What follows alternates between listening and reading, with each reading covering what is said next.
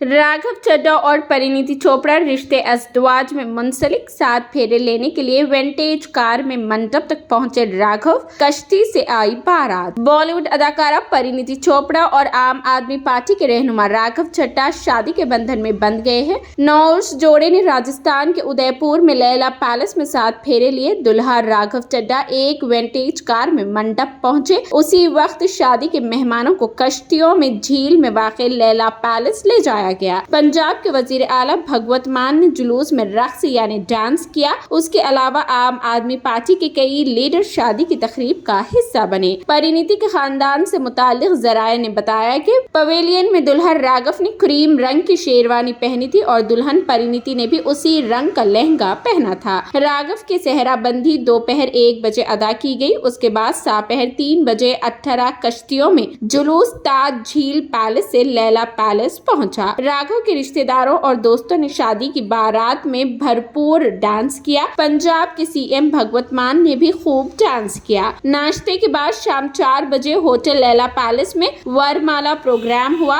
आखिरकार Raghav vintage car में pavilion पहुंचे और परिणीति के साथ 7 फेरे ले लिए।